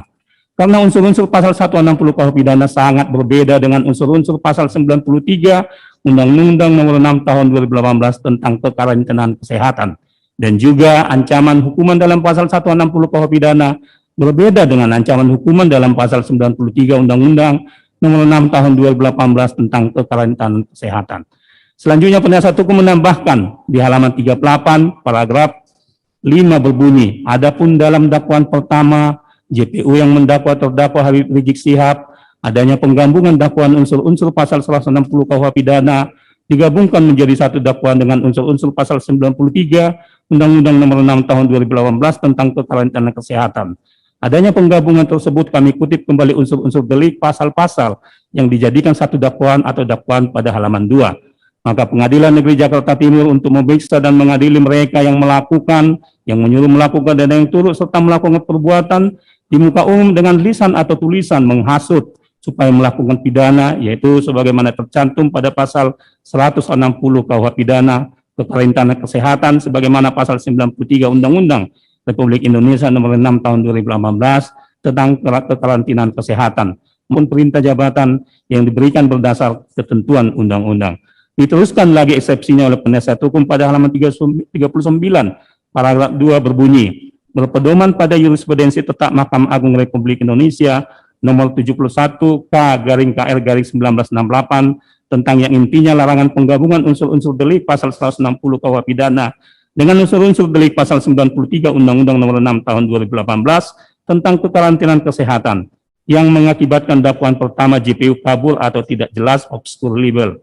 Oleh karenanya surat dakwaan pertama JPU harus dibatalkan dan atau batal demi hukum karena tidak memenuhi syarat sebagaimana ditentukan pasal 143 ayat 2 KUHP. Selanjutnya masih ada eksepsi penasihat hukum pada halaman 40 paragraf 4 berbunyi, sebab tidak dibenarkan menurut jurisprudensi Mahkamah Agung Republik Indonesia menggabungkan pasal 160 KUH pidana dengan pasal 93 Undang-Undang Nomor 6 Tahun 2018 tentang kekarantinaan kesehatan menjadi satu dakwaan. Karena unsur-unsur pidana pasal 160 KUH pidana sangat berbeda dengan unsur-unsur pasal 93 Undang-Undang Nomor 6 Tahun 2018 tentang kekarantinaan kesehatan, dan juga kedua unsur pasal tersebut mempunyai ancaman hukuman masing-masing, yaitu ancaman hukuman pasal 160 KUH pidana maksimal 6 tahun penjara dan ancaman hukuman dalam pasal 93 Undang-Undang Nomor 6 Tahun 2018 tentang kekarantinaan kesehatan maksimal 1 tahun penjara. Bahwa keberatan eksepsi penasihat hukum terdakwa yang menyatakan dakwaan pasal 160 KUH pidana tidak dapat didakwakan bersamaan dengan pasal 93 Undang-Undang Nomor 6 Tahun 2018 tentang kekarantinaan kesehatan adalah pendapat yang keliru dan tidak mempunyai dasar hukum yang kuat karena penerapan asas lex specialis derogat legi generalis tidak bisa dilakukan secara sembrono. Bahwa pemahaman lex specialis derogat legi generalis adalah salah satu asas hukum yang mengandung makna bahwa aturan hukum yang khusus akan mengesampingkan aturan hukum yang umum. Menurut Bagirmanan dalam bukunya yang berjudul Hukum Positif Indonesia dalam halaman 56, ada beberapa prinsip yang harus diperhatikan dalam asas lex specialis derogat legi generalis, yaitu 1. Ketentuan-ketentuan yang didapati dalam aturan hukum umum tetap berlaku kecuali yang diatur khusus dalam aturan khusus tersebut. Ketentuan-ketentuan lex specialis harus sederajat dengan ketentuan-ketentuan lex generalis atau undang-undang dengan undang-undang. Ketentuan-ketentuan lex spesialis harus berada dalam lingkungan hukum atau rejim yang sama dengan lex generalis. Kitab Undang-Undang Hukum Dagang dan Kitab Undang-Undang Hukum Perdata sama-sama termasuk lingkungan hukum keperdataan. Bahwa mengacu pendapat Bagirmanan tersebut di atas, maka pasal 160 KUH pidana dengan pasal 93 Undang-Undang Nomor 6 Tahun 2018 tentang kekarantinaan kesehatan bukan berada dalam lingkungan hukum atau rejim yang sama. Pasal 160 KUH pidana terkait pasal penghasutan dan masuk dalam bab 4 kejahatan terhadap ketertiban umum. Sementara pasal 93 Undang-Undang Nomor 6 Tahun 2018 tentang kekarantinaan kesehatan karena adanya pandemi sehingga saling melengkapi dan bukan saling menyampingkan. Berdasarkan putusan MK nomor 7/PUU/Data 7 Romawi/2009 telah mengubah rumusan delik penghasutan dalam pasal 160 KUH pidana dari delik formil menjadi delik material. Oleh karena itu, seseorang yang melakukan penghasutan baru bisa dipidana bila berdampak adanya pihak yang terhasut, maka delik materialnya menghasut untuk melakukan perbuatan pidana sebagaimana pasal 93 Undang-Undang Nomor 6 Tahun 2018 tentang kekarantinaan kesehatan. Sehingga tindak pidana kekarantinaan kesehatan berupa kerumunan membahayakan kedaruratan kesehatan masyarakat yang tidak terpisahkan dengan pasal 160 KUH pidana. Dengan demikian, tindak pidana yang berkenan dengan pasal 160 KUH pidana harus ada akibat tindak pidana lainnya dari hasutan yang dilakukan. Dan antara hasutan yang dilakukan dengan perbuatan yang dihasutkan harus memiliki hubungan kausalitas. Oleh karena itu, yang terjadi bukan penggabungan, tetapi keterkaitan. Dan dalam perkara ini, akibat yang ditimbulkan oleh terdakwa yang dipersangkakan melanggar pasal 160 KUH pidana adalah tindak pidana kekarantinaan kesehatan sebagaimana pasal 93 Undang-Undang Republik Indonesia nomor 6 tahun 2018 tentang kekarantinaan kesehatan. Guna jelas dan lengkapnya surat dakwaan penuntut umum, sehingga dalam surat dakwaan diuraikan terdakwa Habib Rizik Syihab didakwa dengan pasal 160 KUH pidana junto pasal 93 Undang-Undang Republik Indonesia nomor 6 tahun 2018 tentang kekarantinaan kesehatan. Mohon izin dilanjutkan. 15. Penafsiran pasal 12 dan 22 ayat 1 Undang-Undang Dasar 1945 oleh penasihat hukum dalam eksepsinya atas penempatan pernyataan keadaan bahaya atau kegentingan yang memaksa. Bahwa keberatan eksepsi terdakwa melalui penasihat hukumnya pada halaman 42 sampai dengan 46 diantaranya berbunyi, artinya jika pasal 12 dan pasal 22 ayat 1 Undang-Undang Dasar 1945 menjadi pondasi suatu undang-undang tentang keadaan bahaya sekaligus epidemi atau pandemi, maka sebagai pilar konstruksinya adalah Undang-Undang Nomor 74 Tahun 1957 tentang keadaan bahaya, Undang-Undang Nomor 4 Tahun 1984 tentang wabah penyakit menular, Undang-Undang Nomor 24 Tahun 2007 tentang penanggulangan bencana, dan Undang-Undang Nomor 6 Tahun 2018 tentang karantinaan kesehatan. Dengan demikian dapat pula ditafsirkan bahwa pasal 22 Undang-Undang Dasar Negara Republik Indonesia tahun 1945 dapat berdiri sendiri tanpa disandingkan dengan pasal 12 Undang-Undang Dasar Negara Republik Indonesia tahun 1945. Walhasil, hal ihwal kegentingan yang memaksa pada kondisi tertentu belum tentu mengenai keadaan bahaya. Penasihat hukum dalam eksepsi keberatannya mempermasalahkan tidak dapatnya diterapkan Undang-Undang RI Nomor 4 Tahun 1984 tentang wabah penyakit menular dan Undang-Undang RI Nomor 6 Tahun 2018 tentang kekarantinaan kesehatan dengan menafsirkan pasal 12 dan pasal 22 ayat 1 Undang-Undang Dasar Negara Republik Indonesia tahun 1945 merupakan keberatan yang tidak memahami rangkaian susunan peraturan perundang-undangan mulai dari Undang-Undang Dasar Negara Republik Indonesia tahun 1945 sebagai konstitusi negara Republik Indonesia sampai dengan undang-undang itu dibuat. Bahwa berdasarkan pasal 12 dan pasal 22 ayat 1 Undang-Undang Dasar Negara Republik Indonesia tahun 1945 memberikan kewenangan kepada Presiden Republik Indonesia untuk menyatakan keadaan bahaya dan kegentingan yang memaksa. Namun demikian, Presiden Republik Indonesia dan DPR RI berdasarkan pasal 5 dan pasal 20 Undang-Undang Dasar Negara Republik Indonesia tahun 1945 diberi kewenangan membentuk undang-undang Republik Indonesia terkait Undang-Undang Republik Indonesia Nomor 4 Tahun 1984 tentang wabah penyakit menular dan Undang-Undang Negara Republik Indonesia Nomor 6 Tahun 2018 tentang karantinaan kesehatan. Dengan terbentuknya Undang-Undang RI Nomor 4 Tahun 1984 tentang wabah penyakit menular, seharusnya penasihat hukum terlebih dahulu memahami maksud dari pasal 4 ayat 1 Undang-Undang RI Nomor 4 Tahun 1984 tersebut yang memberikan delegasi kewenangan kepada menteri yang bertanggung jawab di bidang kesehatan untuk menetapkan daerah tertentu dalam wilayah Indonesia yang terjangkit wabah sebagai daerah wabah. Demikian pula dengan Undang-Undang RI Nomor 6 Tahun 2018 tentang karantinaan kesehatan dalam pasal 10 ayat 1 telah memberikan kewenangan kepada pemerintah pusat yaitu Presiden Republik Indonesia yang memegang kekuasaan pemerintah negara Republik Indonesia yang dibantu oleh Wakil Presiden dan Menteri sebagaimana dimaksud dalam Undang-Undang Dasar Negara Republik Indonesia tahun 1945 untuk menetapkan dan mencabut kedaruratan kesehatan masyarakat. Dengan demikian, tidak perlu sampai mengeluarkan Perpu untuk dapat ditetapkannya keadaan bahaya atau kegentingan yang memaksa dalam ruang lingkup wabah penyakit menular maupun kekarantinaan kesehatan. 16. Sebagian kami kutip eksepsi penasihat hukum terkait membahas pemahaman pasal 160 KUH pidana menurut Mahkamah Konstitusi dalam putusan nomor 7 tahun 2009 merupakan delik material yang mensyaratkan adanya suatu akibat. Mahkamah Konstitusi dalam mengartikan kata menghasut. Eksepsi penasihat hukum terdakwa pada halaman 49 paragraf 1 berbunyi, selanjutnya pasal 160 KUH pidana menurut Mahkamah Konstitusi dalam putusan nomor 7 garis miring PUU garis miring 7 Romawi garis miring 2009 merupakan delik material yang mensyaratkan adanya suatu akibat. Uniknya putusan tersebut, Mahkamah Konstitusi dalam mengartikan kata menghasut hanya berdasarkan Kamus Besar Bahasa Indonesia. Tindakan menghasut adalah suatu perwujudan untuk membangkitkan hati orang supaya marah, atau untuk melawan, atau memberontak, atau menurut Black's Law Dictionary edisi ke-8 halaman 1262 dengan menggunakan padanan kata menghasut dengan provocation diartikan sebagai something such as word or action that affect a person, reason, and self-control, especially causing the person to commit a crime impulsively. Dalam perspektif Mahkamah Konstitusi, manifestasi hasutan tersebut adalah perlawanan atau pemberontakan, bahwa ajakan untuk menghadiri maulid bukanlah suatu perwujudan untuk membangkitkan hati orang supaya marah, untuk melawan atau memberontak.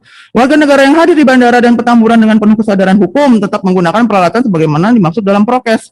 Jika para warga negara tersebut tidak tunduk dan patuh terhadap prokes atau sampai marah dan memberontak, maka bukan lagi 33 orang yang terjangkit sebagaimana sampling yang diajukan oleh jaksa penuntut umum dalam surat dakwaan, akan tetapi menjadi super spreader. Sekali lagi, dalam mengungkap suatu fakta atau peristiwa, janganlah dipotong, haruslah frame per frame sehingga menjadi utuh dan penilaian pun dapat dilakukan dengan objektif. Sebelum kami mengungkap fakta atas perbuatan terdakwa, terlebih dahulu kami menjelaskan pemahaman unsur-unsur dari pasal 160 KUH pidana, yaitu menghasut dengan lisan atau tulisan di muka umum, supaya orang melakukan suatu tindak pidana melawan penguasa umum dengan kekerasan, jangan menurut suatu peraturan atau perintah jabatan yang diberikan menurut undang-undang.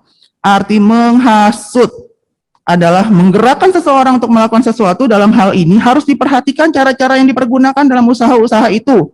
Paksaan untuk menggerakkan sesuatu adalah bukan menghasut. Menghasut lebih tepat diartikan menimbulkan suatu pikiran tentang suatu perbuatan yang menimbulkan keyakinan bahwa perbuatan itu adalah dianjurkan atau diperlakukan dan dikehendaki untuk dilakukan. Caranya dapat terdiri atas berbagai bentuk, misalnya permintaan, anjuran, ajakan, ataupun bentuk yang bersifat perintah, tetapi bukan perintah, berhubung perintah adalah memaksa. Perbuatan menghasut dapat dilakukan dengan cara langsung atau tidak langsung, ataupun dengan syarat. Dengan demikian, apa yang dilakukan oleh terdakwa pada tanggal 13 November 2020 di Majelis Taklim Al-Afaf di Tebet adalah merupakan elemen unsur yang dikualifikasi menghasut dengan meminta para hadirin agar semua yang ada di sini, insya Allah besok malam di Petamburan, kita akan mengadakan peringatan Maulid Nabi, saudara. Sekaligus saya undang juga seluruh habaib karena kami juga akan menikahkan putri kami yang keempat. Siap hadir? Dijawab oleh masyarakat yang berada di tempat tersebut, siap. Hasutan terdakwa tersebut diulangnya lagi sampai 3 kali dan tetap masyarakat menjawab, siap. Hasutan menghadiri acara pernikahan putri terdakwa dan peringatan Maulid Nabi di Petamburan merupakan perbuatan pidana yang bertentangan dengan penyelenggaraan kekarantinaan kesehatan, mengingat kondisi ibu kota Jakarta dan sekitarnya dalam keadaan darurat kesehatan masyarakat, karena menimbulkan kerumunan yang luar biasa dan ribuan orang menghadiri acara tersebut sehingga didapati sampling yang terjangkit COVID-19 pada saat kegiatan sekitar 33 orang. Fakta tersebut penuntut umum tidak melakukan frame per frame sebagaimana yang dikatakan oleh penasihat hukum terdakwa, namun secara objektif adalah valid dan dapat dibuktikan. 17. Keberatan tim penasihat hukum terdakwa atas manipulasi fakta dalam dakwaan pertama, kedua, ketiga, keempat, dan kelima.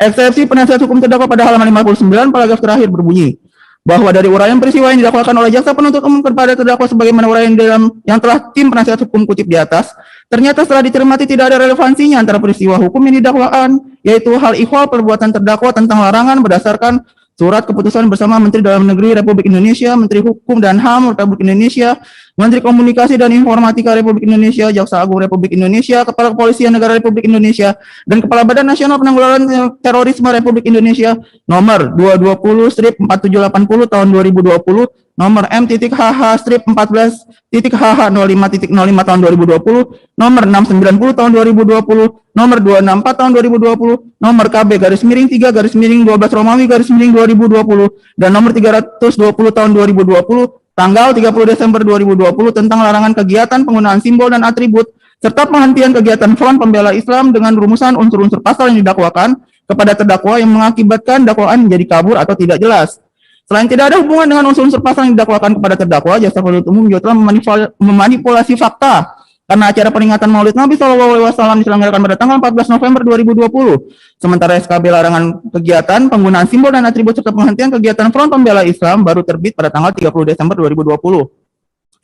Perlunya penasihat hukum menjalankan tugas dan fungsinya adalah untuk menuntun dan membimbing terdakwa dalam menghadapi persidangan perkara yang didakwakan kepada terdakwa, bukannya malah melakukan penafsiran-penafsiran yang kurang tepat dan teliti, dan malah merugikan pihaknya sendiri. Seharusnya penasihat hukum setelah menerima berkas perkara hendaknya dapat memahami secara utuh dan mendalam terkait perbuatan terdakwa pada saat melaksanakan kegiatannya di waktu dan tempat sebagaimana yang didakwakan oleh jaksa penuntut umum. Terdakwa masih mengatasnamakan sebagai imam besar organisasi kemasyarakatan FPI dan pengurus atau anggota FPI. Demikian juga halnya terkait dengan surat-surat yang diterbitkan selalu berlogo FPI, sehingga sudah menjadi tugas jaksa penuntut umum untuk menyampaikan kebenaran informasi perihal organisasi kemasyarakatan FPI tersebut tentunya telah dilarang berdasarkan surat keputusan bersama Menteri Dalam Negeri, Menteri Hukum dan Hak Asasi Manusia, Menteri Komunikasi dan Informatika, Jaksa Agung, Kepala Kepolisian Negara Republik Indonesia, dan Kepala BNPT dengan nomor 220/4780 tahun 2020, nomor M.HH 14.HH 05.05 tahun 2020, nomor 690 tahun 2020, nomor 264 tahun 2020, nomor KB/3/12 Romawi/2020, dan nomor 320 tahun 2020 berkenaan dengan adanya larangan kegiatan penggunaan simbol dan atribut serta penghentian kegiatan organisasi kemasyarakatan FPI. Sangat relevan untuk dijelaskan agar dapat dipahami dengan baik di muka persidangan pengadilan. Selain itu, penasihat hukum tidak dapat menguraikan dengan jelas di mana letak kabur dan tidak jelasnya dakwaan.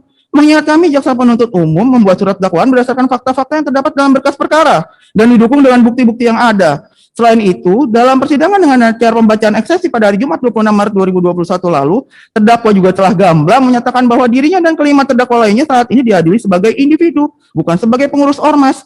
Sementara berdasarkan bukti-bukti yang ada, terdakwa bersama-sama kelima terdakwa lainnya pada saat melaksanakan kegiatan masih mengatasnamakan sebagai imam besar FPI dan pengurus anggota FPI. Demikian juga halnya terkait dengan surat-surat yang diterbitkan selalu berlogo FPI. 18 pelanggaran asas legalitas dalam dakwaan kelima. Eksepsi penasihat hukum terdakwa pada halaman 61 paragraf 1 berbunyi bahwa peristiwa-peristiwa yang diuraikan sebagaimana huruf A, I, C, K, dan L di atas menunjukkan kedunguan dan kepandiran atau dengan kata lain ketidakselamatan JPU dalam merumuskan dakwaan, sehingga dakwaan tersebut batal demi hukum. Ketidakselamatan JPU dalam rumusan dakwaan dilanjutkan dengan menyebut Habib As-Sayyid Bahar bin Smith alias Habib Bahar bin Ali bin Smith sebagai anggota FPI yang divonis bersalah berdasarkan putusan Pengadilan Negeri Yogyakarta sebagaimana dakwaan kelima halaman 45 huruf M yang menyatakan M berdasarkan fotokopi legalisir putusan Pengadilan Negeri Yogyakarta nomor 219/Pit-2019/PN-PDG tanggal 9 Juli 2019 yang memeriksa dan nota keberatan Habib Rizik Syihab halaman 62 dan 66 mengadili perkara pidana tingkat pertama atas nama terdakwa Habib As-Sayyid Bahar bin Smith alias Habib Bahar bin Ali bin Smith telah terbukti secara dan meyakinkan melakukan tindak pidana turut serta merampas kemerdekaan orang yang mengakibatkan orang luka berat di muka umum secara bersama-sama, melakukan kekerasan terhadap orang yang mengakibatkan luka berat dan melakukan kekerasan terhadap anak yang mengakibatkan luka berat. Bahwa pada faktanya Habib As-Sayyid bin Bahar bin Smith alias Habib Bahar bin Ali bin Smith tidak pernah menjadi anggota ataupun sebagai pengurus FPI. Selain itu, putusan terhadap Habib Bahar bin Smith bukan produk dari PN Yogyakarta melainkan PN Bandung. Hal ini menunjukkan kengawuran dan kesembronoan JPU dalam merumuskan dakwaan ini sehingga menyebabkan dakwaan tidak jelas, tidak cermat, dan tidak lengkap. Sehingga selayaknya dakwaan ini batal demi hukum. Bahwa penasihat hukum terdakwa sangat antusias dan bersemangat ketika menemukan ada ketikan yang kurang benar dan dalam surat dakwaan JPU mengenai PN Bandung dan langsung menuliskan kata-kata ngawuran dan kesembronoan dari JPU. Sehingga mencoba memainkan emosi publik. Hal itu sebetulnya tidak patut dilakukan oleh penasihat hukum yang seharusnya memahami bahwa putusan tersebut pada kenyataannya memang ada. Identitas semestinya sebagai sesama penegak hukum atau penasihat hukum harusnya memiliki etikat baik yang mengoreksi putusan penulisan ketik putusan Pengadilan Negeri Yogyakarta nomor 219/Pit-Sus /2019/PNPDG tanggal 9 Juli 2019 adalah dari Pengadilan Negeri Bandung tidak mengurangi sedikit pun kecermatan, kejelasan, dan kelengkapan surat dakwaan jaksa penuntut umum. 19. Penasihat hukum berkeberatan terhadap dakwaan kelima jaksa penuntut umum bertentangan dengan putusan MK nomor 82/PPU strip 11 Romawi garis miring 2013. Eksepsi hukum penasihat hukum terdakwa pada halaman 61 huruf E diantaranya berbunyi bahwa dakwaan JPU yang berasumsi seolah-olah ormas dilarang untuk melakukan aktivitas menggunakan simbol, atribut, dan identitas lainnya dikarenakan SKT telah berakhir menunjukkan keterbatasan pengetahuan jaksa penuntut umum, bahwa berdasarkan putusan Mahkamah Konstitusi nomor 82 garis miring PPU strip 11 Romawi garis miring 2013 dalam pertimbangan hukum halaman 125 menyatakan suatu ormas dapat mendaftarkan diri di setiap tingkat instansi pemerintah yang berwenang untuk itu. Sebaliknya, berdasarkan prinsip kebebasan berkumpul dan berserikat, suatu ormas yang tidak mendaftarkan diri pada instansi pemerintah yang berwenang tidak mendapat pelayanan dari pemerintah atau negara, tetapi tidak dapat menetapkan ormas tersebut ormas terlarang, atau negara juga tidak dapat melarang kegiatan ormas tersebut sepanjang tidak melakukan kegiatan yang mengganggu keamanan dan ketertiban umum atau melakukan pelanggaran hukum. Dengan merujuk pada putusan Mahkamah Konstitusi nomor 82 garis miring PPU strip 11 Romawi garis miring 2013 tersebut, maka suatu organisasi kemasyarakatan yang tidak mendaftarkan diri pada pemerintah tidak menjadikan ormas tersebut menjadi ormas terlarang, melainkan hanya tidak mendapatkan pelayanan dari pemerintah. Sehingga dakwaan jaksa penuntut umum yang menyatakan terdakwa dan para pengurus FPI dilarang beraktivitas dengan menggunakan atribut, simbol, dan logo FPI adalah menunjukkan ketidakcermatan, ketidakjelasan jaksa penuntut umum dalam merumuskan dakwaan akuo, sehingga dakwaan akuo batal demi hukum. Keberatan atau eksepsi penasihat hukum atas dakwaan kelima jaksa penuntut umum justru telah keliru mengasumsikan seolah-olah ormas dilarang untuk melakukan aktivitas menggunakan simbol, atribut, dan identitas lainnya dikarenakan SKT telah berakhir. Bahkan dengan ketegasan dan semangat yang tinggi, penasihat hukum menyebut jaksa penuntut umum tidak selamat dan terbatas pengetahuan hukum. Tidak ada satupun uraian dakwaan jaksa penuntut umum yang menjelaskan ormas dilarang beraktivitas karena SKT telah berakhir. Namun perlu kami, jaksa penuntut umum, tegaskan bahwa berdasarkan ketentuan pasal pidana yang kami dakwakan dalam dakwaan kelima terhadap diri terdakwa tersebut sudah secara cermat, jelas, dan lengkap menyebutkan bahwa setiap pengurus atau anggota organisasi kemasyarakatan, apakah itu berbadan hukum atau tidak berbadan hukum, serta apakah itu masih berlaku SKT-nya maupun sudah tidak berlaku lagi, maka jika melakukan tindakan-tindakan yang melanggar hukum pidana akan diancam pidana sesuai dengan ketentuan-ketentuan perundangan yang berlaku. Bahwa kami tidak sependapat dengan penasihat hukum terdakwa yang menyatakan dengan merujuk pada putusan Mahkamah Konstitusi nomor 82 garis miring PPU strip 11 Romawi garis miring 2013 tersebut. Mengingat suatu organisasi kemasyarakatan yang tidak mendaftarkan diri pada pemerintah tidak menjadikan ormas tersebut menjadi ormas terlarang, melainkan hanya tidak mendapatkan pelayanan dari pemerintah. Sehingga dakwaan jaksa penuntut umum yang menyatakan terdakwa dan para pengurus FPI dalam beraktivitas dengan menggunakan atribut, simbol, logo FPI adalah menunjukkan ketidakcermatan, ketidakjelasan jaksa penuntut umum dalam merumuskan dakwaan akuo, sehingga dakwaan akuo batal demi hukum. Bahwa dasar hukum pelanggaran FPI adalah peraturan pemerintah pengganti undang-undang atau Perpu nomor 2 tahun 2017 yang telah ditetapkan menjadi undang-undang, yakni Undang-Undang nomor 16 tahun 2017. Dalam undang-undang tersebut, pembubaran atau pelarangan ormas tidak perlu lagi melewati mekanisme hukum di pengadilan. Pembubaran atau pelarangan ormas bisa dilakukan pemerintah lewat keputusan atau kebijakan tanpa ada putusan pengadilan. Dalam pasal 61 ayat 1 menyatakan, sanksi administratif sebagaimana dimaksud dalam pasal 60 ayat 1 terdiri atas A. Peringatan tertulis, B. Penghentian kegiatan, dan atau C. Pencabutan surat keterangan terdaftar atau pencabutan status badan hukum selanjutnya.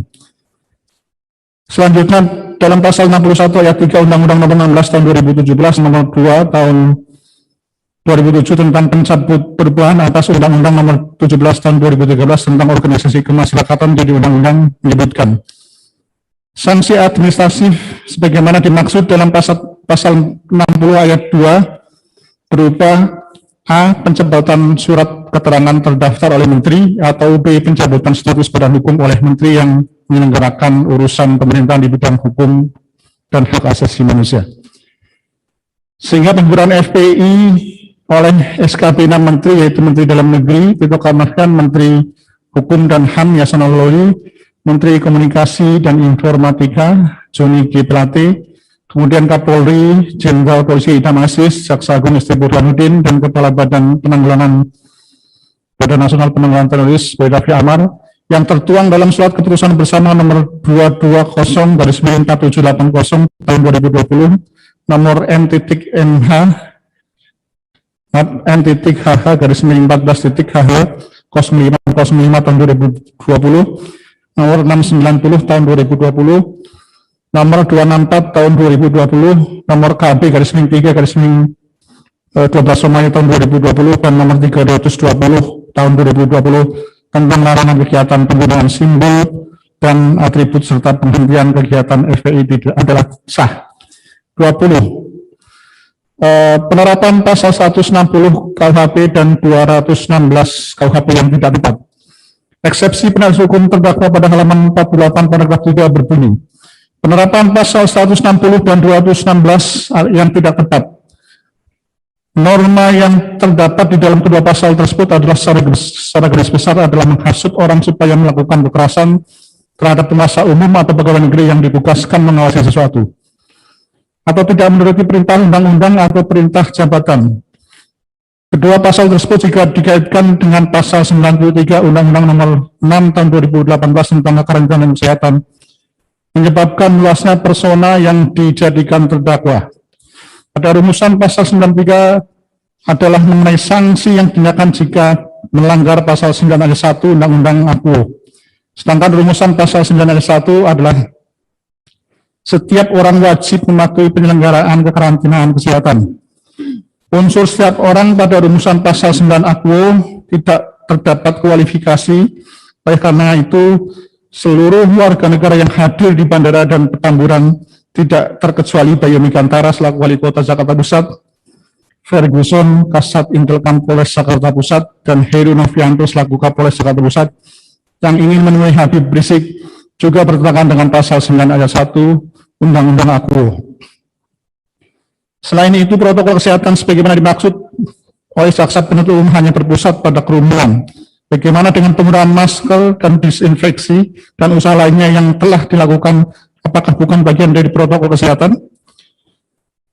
Kali ini kami jaksa penuntut umum agak setuju pada penasihat hukum yang memulai benar pola pikir dan sudut pandangnya menyebut dalam eksepsinya atau keberatannya berkenaan dengan norma yang terdapat di dalam pasal 160 dan pasal 216 KUHP tersebut adalah secara garis besar menghasut orang supaya melakukan kekerasan terhadap penguasa umum atau pegawai negeri yang ditugaskan untuk mengawasi sesuatu, atau tidak menuruti perintah undang-undang atau perintah jabatan. Namun agak disayangkan ketika penasihat hukum mencoba mengaitkan kedua pasal tersebut dengan pasal 93 kembali, menjadi tidak lengkap pemahamannya. Karena penasihat hukum menyimpulkan seluruh warga negara yang hadir di bandara dan Petamburan tidak terkecuali Bayu Megantara selaku Wali Kota Jakarta Pusat, Ferguson Kasat Intelkam Polres Metro Jakarta Pusat, dan Heru Novianto selaku Kapolres Jakarta Pusat bertentangan dengan pasal 9 ayat 1 Undang-Undang Kekarantinaan Kesehatan tersebut. Seharusnya penasihat hukum tidak lupa, bukan seluruh warga negara yang hadir di bandara dan Petamburan, apalagi Bayu Megantara selaku Wali Kota Jakarta Pusat, Ferguson Kasat Intel Polres Metro Jakarta Pusat, dan Heru Novianto selaku Kapolres Jakarta Pusat yang didakwa melakukan penghasutan itu sebagaimana pasal 160 KUHP, melainkan atas hasutan terdakwa Muhammad Rizik Syihab bersama-sama kelima terdakwa lainnya dalam perkara terpisah di saat terjadinya pandemi COVID-19, maka timbul ledakan kerumunan di Petamburan yang bertentangan dengan penyelenggaraan kekarantinaan kesehatan serta menyebabkan kedaruratan kesehatan masyarakat. Izin kami lanjutkan. Apa yang dimaksud dengan surat dakwaan lengkap? Pembuat undang-undang atau KUHP juga tidak memberikan penjelasan resmi dalam penjelasan pasal 143 ayat 2 huruf B. Apa yang dimaksud dengan lengkap di mana pembuat undang-undang seharusnya memberikan penjelasan karena dalam pasal 143 ayat 2 huruf B KUHP disyaratkan surat dakwaan yang tidak lengkap membawa konsekuensi atau akibat hukum, yaitu batalnya surat dakwaan. Apa yang dirumuskan pada sangkaan ketiga delik di atas sudah menjelaskan lengkapnya dakwaan kami. Suatu dakwaan jelas atau lengkap atau tidak jelas atau tidak lengkap, tidak kualitatif adalah relatif, dan hendaknya ukurannya didasarkan kepada keadaan konkret, yaitu apakah keadaan itu menunjukkan terdakwa dirugikan atau tidak. Jika terdakwa telah mengetahui apa sebab ia dirugikan, ia terdakwa, maka halnya sudah memadai. Hukum Acara Pidana Indonesia, edisi revisi Profesor Dr. Andi Hamzah, SH, cetakan ke-5 Maret 2006, halaman 169.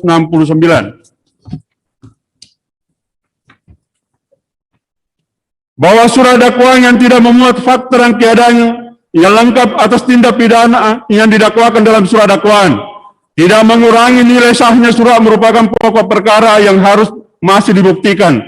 Lihat atau Faid Yahya Harahap SH, pembahasan permasalahan dan penerapan KUHP, halaman 384 sampai 1985. Hal tersebut sesuai dengan jurisprudensi Mahkamah Agung Republik Indonesia nomor 36.KR/1968 yang menegaskan, walaupun surat dakwaan tidak menyebutkan fakta dan keadaan yang menyertai perbuatan yang dituduhkan, tidak secara lengkap tergambar, tidak dengan sendirinya mengakibatkan batalnya tuduhan, material faid tetap sama. Juga unsur elemen pidana yang disangkakan telah terurai dengan sempurna, sehingga dimengerti dan dipahami oleh siapapun yang membacanya. Bahwa sehubungan dengan pendapat penasihat hukum terdakwa yang menyatakan dakwaan jaksa penuntut umum tidak cermat, tidak jelas, dan tidak lengkap seperti yang dikemukakan pada eksepsinya adalah harus dikesampingkan, karena dakwaan jaksa penuntut umum telah disusun secara cermat, jelas, dan lengkap mengenai tindak pidana yang didakwakan sesuai yang dikehendaki pasal 143 ayat 2 huruf B KUHP. Kesimpulan dan penutup.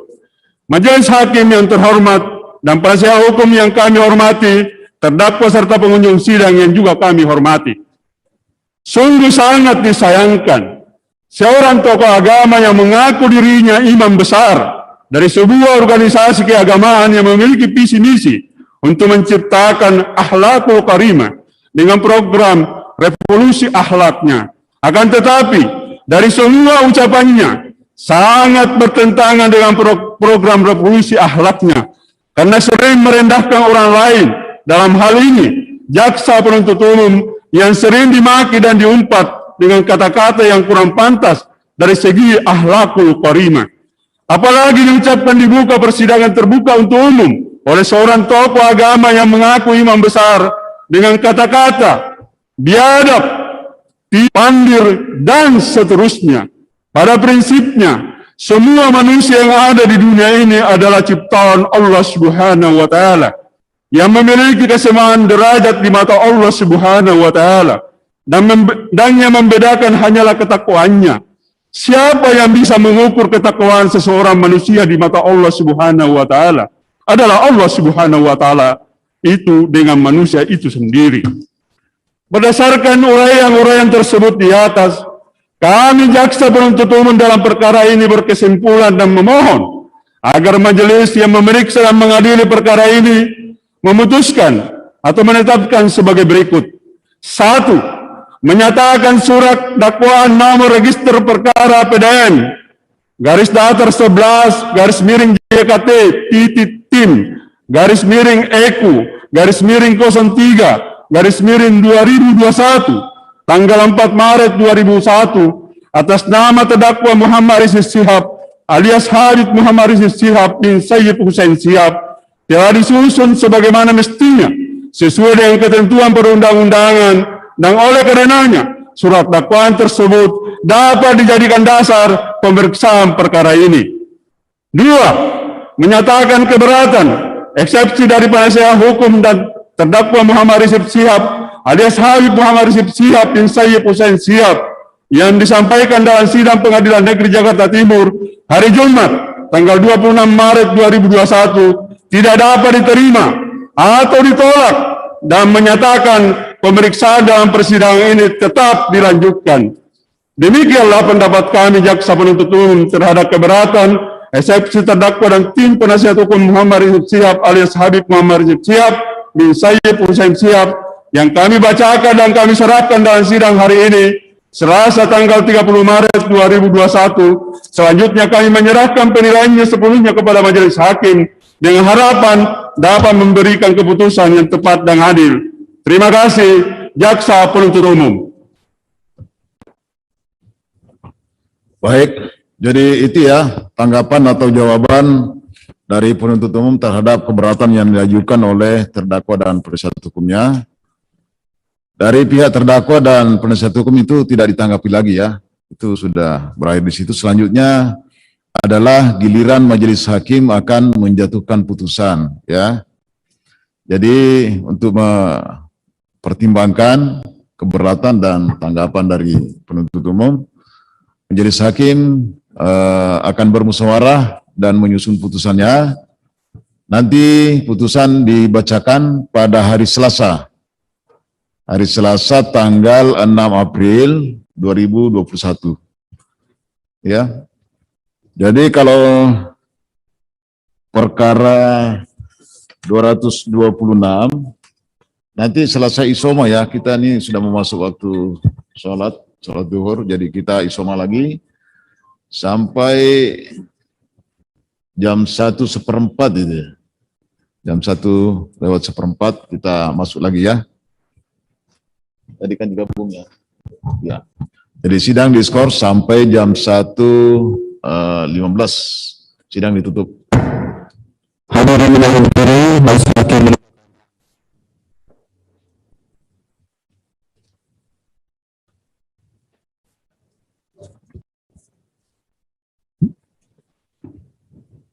Baik, Bapak dan Ibu,